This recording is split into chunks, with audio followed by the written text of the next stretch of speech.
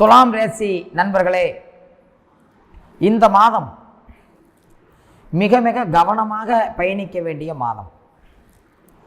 இந்த மாதத்தில் உங்களுடைய ராசிநாதனான சுக்கிரன் ராசிக்கு 7ஆம் இடத்தில் உச்ச சூரியனுடன் இருப்பதும் சரியல்ல. குரு பகவான் அஷ்டமத்திற்கு சென்றிருப்பதும் சரியல்ல. 5இல் உள்ள சனீஸ்வர பகவானும் சரியில்லை. மிக முக்கியமான கோள்கள் அனைத்தும் சஞ்சாரம் மிகச் சரியாக இல்லை. நீங்கள் செய்யக்கூடிய செயல்கள் எச்செயல் என்றாலும் ஒரு முறைக்கு பல முறை யோசித்து சிந்தித்து செயல்படுவதுதான் சிறப்பு. இல்லாவிட்டால் அந்த செயல்கள் அனைத்திலும் ஏன் செய்தோம் என்று நீங்களே யோசிக்கக்கூடிய ஒரு சூழ்நிலை தெரிகிறது. வெளியிட தொடர்புகளில் மிக மிக கவனம் வேண்டும். உங்களுடைய முயற்சிகள் அனைத்தும் தடங்களாகி கொண்டுதான் இருக்கும். செயல்கள் அனைத்திலும் முட்டுக்கட்டைகள் இருக்கத்தான் செய்யும்.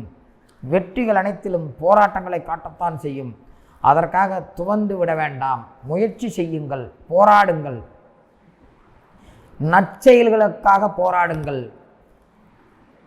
நட்பு வட்டத்தில் கவனமாக இருங்கள்.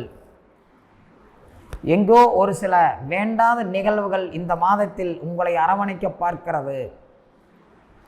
இதுவரை இருந்த செயல்கள் இதற்கு மேல் உங்களுக்கு தடங்கல்களாகத்தான் காட்டுகிறது. உங்களுடைய பயணத்தில் தடைகள் இருக்கத்தான் காட்டுகிறது. கணவன் மனைவி உறவுகளில் பிரச்சனைகளை காட்டுகிறது. குடும்பத்தில் ஒரு சில குழப்பங்களை காட்டுகிறது. பொருளாதாரத்தில் தடுமாற்றத்தை காட்டுகிறது. கொடுத்த வாக்கை காப்பாற்ற முடியாமல் நீங்கள் குழப்பத்தில், குடும்பத்தில் மிக முக்கியமாக இந்த பொருளாதார நிலை உங்களுடைய குடும்பத்தில் மகிழ்ச்சியை குறைக்கிறது. எச்செயலை செய்தாலும் மிக மிக கவனமாக செய்யுங்கள். கல்வி என்ற நிலையில் இருப்பவர்களுக்கும் இந்த மாதம் தடுமாற்றமாகத்தான் இருக்கிறது. திருமண தொடர்பில் இருப்பவர்களுக்கு நிச்சய அளவில் போய் தடங்கல்களைத்தான் காட்டுகிறது. மனதளவிலும் குழப்பத்தை காட்டுகிறது. உடல்நலம் சார்ந்த விஷயத்திலும் கவனமாக இருங்கள். உறவுகளிடமும் கவனமாக இருங்கள். சகல நிலைகளிலும் இந்த மாதம் புதிதாக எதையும் துவங்கவோ செயல்படுத்தவோ வேண்டாம். இருப்பதை மட்டும் கவனமாக பார்த்து கொண்டாலே நீங்கள் கெட்டிக்காரர்கள். மிக மிக கவனமாக சிந்தித்து செயல்பட வேண்டியவர்கள் இந்த துலாம் ராசிக்காரர்கள்.